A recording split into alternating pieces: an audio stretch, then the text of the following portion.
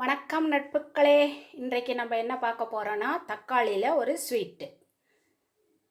இது முஸ்லீம் கல்யாணத்துலலாம் இந்த ஸ்வீட் வச்சுப்பாங்க. நீங்கள் எல்லோரும் சாப்பிட்ருப்பீங்க. அது ரொம்ப நல்லா டேஸ்ட்டாக இருக்கும். இப்போது அந்த ஸ்வீட்டு எப்படி செய்யலாம் அப்படின்னு பார்க்கலாம் வாங்க. அதுக்கு நான் இன்றைக்கி 5 தக்காளி பழம் பெருசு பெருசாக எடுத்திருக்கேன். 5 தக்காளி பழம். அப்புறம் வேறெல்லாம் என்னென்ன தேவைன்னு பார்க்கலாம். இது பேரிச்சம்பழம் கட் பண்ணியது, முந்திரி இதையும் கட் பண்ணி வச்சுக்கலாம், ஏலக்காய் தூள் கொஞ்சம், இந்த ட்ரை ஃப்ரூட்ஸ்லாம் நீங்கள் என்ன வச்சுருக்கீங்களோ அதில் கொஞ்சம் போட்டுக்கலாம். அப்புறம் அதை வதக்கிறதுக்கு கொஞ்சமாக ஒரு ஸ்பூன் நெய் போதும். அப்புறம் தேவையான அளவு சர்க்கரை, நான் 1 கப்பு சர்க்கரை வச்சுருக்கேன். அப்புறம் சும்மா இதில் இனிப்பு, புளிப்பு, உப்பு, காரம் எல்லாம் அறுசுவையும் இருக்கணுங்கிறதுனால இந்த சில்லி ஃப்ளாக்ஸ் சும்மா இந்த ஒரு சிட்டிகை போடலாம். அதே போல் சால்ட்டு ஒரு சிட்டிகை போடலாம். இப்போது இந்த தக்காளியை நல்லா தோலை உரிச்சிடணும். நல்லா பழுத்த தக்காளினா நம்ம உரிச்சதும் அப்படியே வந்துடும். அப்படி இல்லைன்னா இந்த மாதிரி ஒரு பீலர் வச்சுட்டு அப்படியே தோலை அப்படியே கட் பண்ணி எடுத்துடலாம். தோல் இருந்துச்சுன்னா வதங்க அதுக்கு மட்டும் தனியாக ஒரு மாதிரி தெரியும். வேக வச்சுலாம் எடுத்துகிட்டு இருக்க வேண்டாம். நீங்கள் லேசாக இப்படி எடுத்துட்டிங்கனாலே தோல் வந்துடும். லேசாக அந்த மாதிரி 5 தக்காளியும் தோல் எடுத்துட்டு சின்ன சின்ன சைஸாக கட் பண்ணி உங்களுக்கு காமிக்கிறேன். இந்த மாதிரி தோல் எடுத்துகிட்டு நான் 5 தக்காளியும் கட் பண்ணி வச்சுருக்கேன். இப்போது வானலை வச்சு கொஞ்சமாக நெய் ஊற்றிக்கலாம். அடுப்பில் வானல் வச்சுட்டு கொஞ்சமாக நெய் போட்டுக்கலாம்.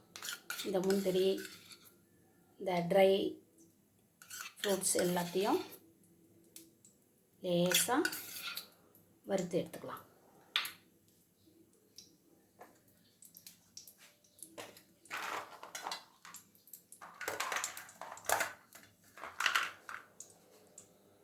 முதல்ல முந்திரி போட்டுக்கலாம்.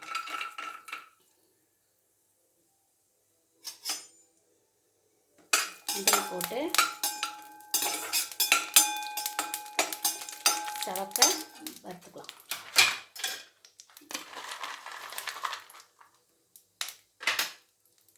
அதிலே கொஞ்சம் ஒரு கைப்பிடி அளவு ட்ரை கிரேப்ஸ் அதையும் போட்டு லேசாக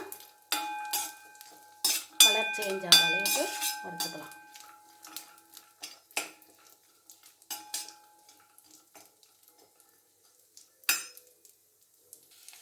இப்போ கலர் சேஞ்ச் ஆகிடுச்சு. அதை வேறு ஒரு பாத்திரத்துக்கு எடுத்து மாற்றி வச்சிடலாம். மாற்றி வச்சுட்டு இதே நெய்யில் நம்ம அந்த தக்காளியை போட்டு வதக்கிக்கலாம். இதுலேயே இந்த தக்காளியை போட்டு வதக்கிக்கலாம்.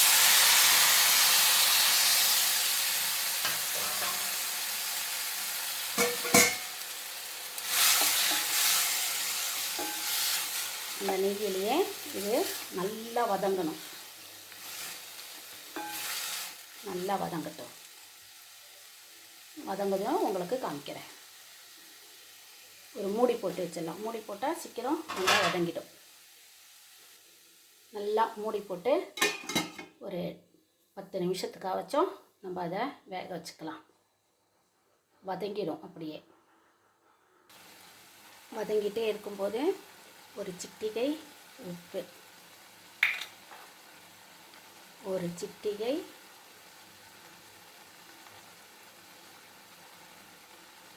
சில்லி ஃப்ளேக்ஸ்,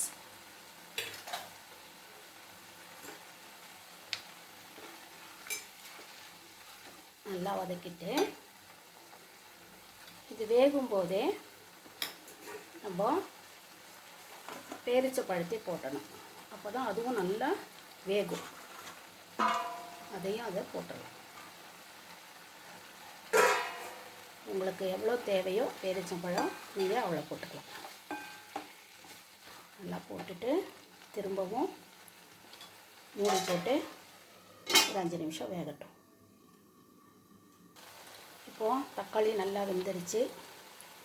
நம்ம சர்க்கரை வச்சுருக்கோம் இல்லையா, அந்த சர்க்கரையை இதில் போட்டுடலாம். போட்டுட்டு திரும்பவும் நல்லா ஒரு கலக்கி மூடி வச்சிடலாம்.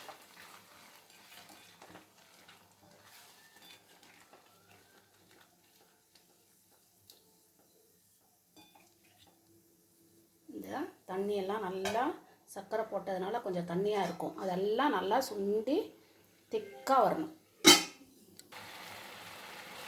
நல்லா திக்காக சுண்டி வந்தாச்சு. அப்போது நம்ம அந்த வறுத்து வச்ச முந்திரி, ட்ரை கிரேப்ஸ் அது எல்லாத்தையும் போட்டுடலாம். போட்டுட்டு ஏலக்காய் தூள், ஒரு ஸ்பூன் ஏலக்காய் தூள் போட்டுட்டு நல்லா ஒரு கலக்கி விட்டுட்டு ஆஃப் பண்ணிட வேண்டியதுதான். ரொம்ப திக்காக டைட்டாக எடுக்கக்கூடாது, ஏன்னா இது ஆறுனதும் கொஞ்சம் கெட்டியாகிடும். அதனால் இந்த பதத்தில் அப்படியே வச்சு அப்படியே எடுத்து சாப்பிட வேண்டியதுதான். சூப்பரான சுவையான டேஸ்டியான தக்காளி ஸ்வீட் ரெடி.